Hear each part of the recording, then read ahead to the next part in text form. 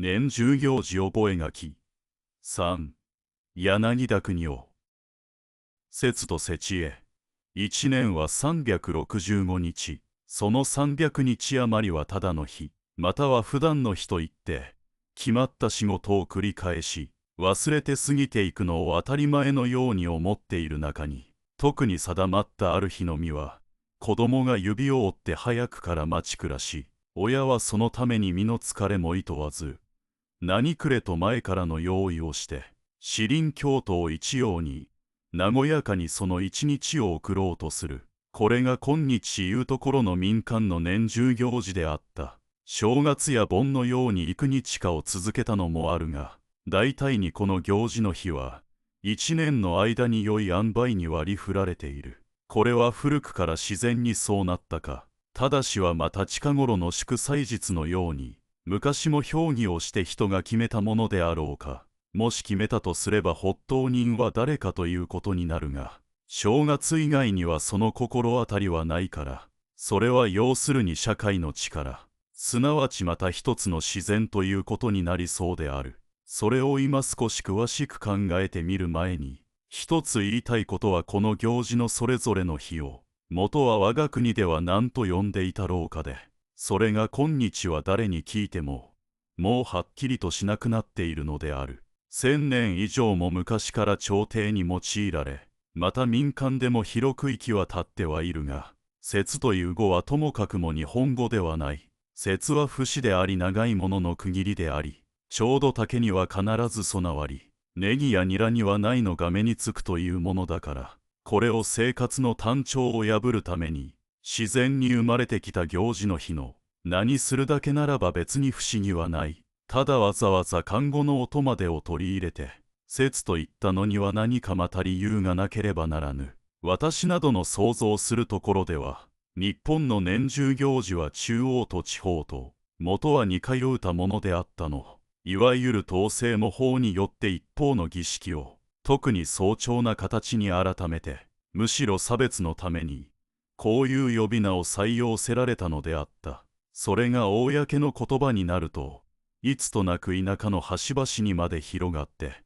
結局は以前何と言っていたかを、簡単には思い出せないようになってしまった。なくてこの時まで済ましていたのではあるまいと思う。九州の南部から沖縄の島々にかけて、折り目と言っているのがあるいは元の言葉だったかもしれない。節も折り目も心持ちは近い上に、古くは、日和の日、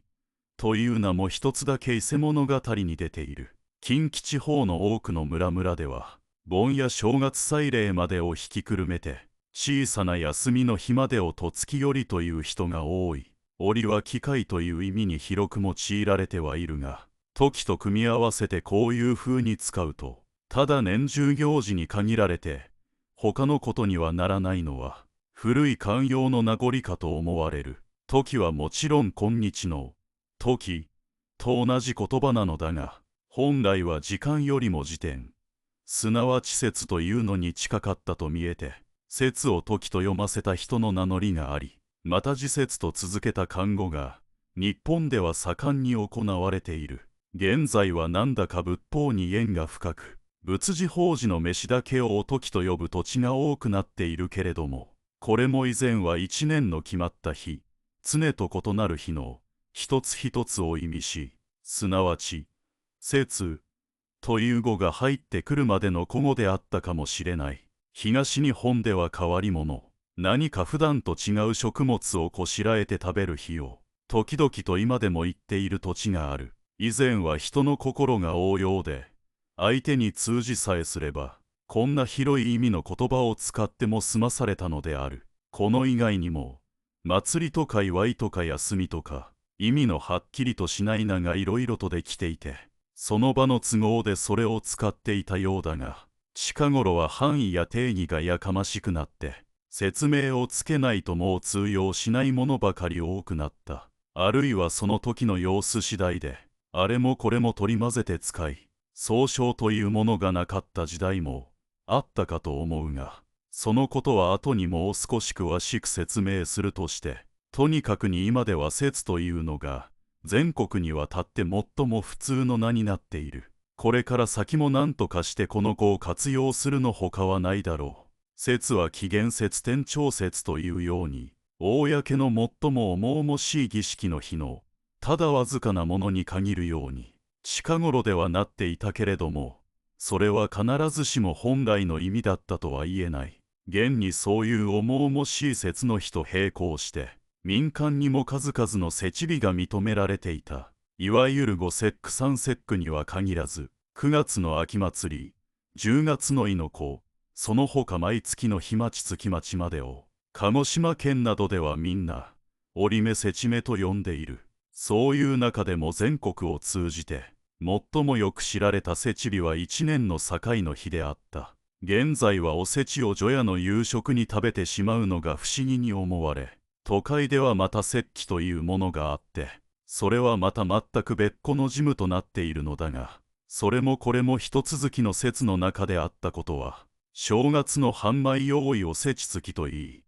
焚き木の支度をすることを節に切り、その他節子だの節草履だのというのも、すべてこの晴れのこしらえであったのを見てもわかる。信州では嫁婿が実家へ遊びに行くことを、正月だけは節に行くと言っているが、埼玉県まで来ると親戚故旧が、年始に集まって、酒宴を催すのがすべておせちであった。すなわち節は上民の放慢し、また歓喜する日の名だったのである。民間でこれを節と言ったのも普通の日本語で、別に正式の大きな節の呼び方に対するご遠慮ではなかった。その証拠には、昔の宮廷の女たちも皆節と言い、ことに節絵は男でも必ず節絵と言っていた。青馬の節絵は青馬の節絵。豊の明かりの節絵は豊の明かりの節絵。珍しい名だから多くの人々が記憶し、違った呼び方をすると今でも笑われる。この節絵は我が国の特色の一つだった。本元の国でもそう言ったのか知らぬが、こちらのようには盛んに用いていない。節絵はすなわち節日の会食で、この日は集まって大いに飲み、かつ食べることは、古今と日を一貫した行事の中心であった。これが時世によって盛衰し、どちらかというとだんだんと寂しくなった。節という日の意義はこれとともに、少しずつ衰えてきたような感じがある。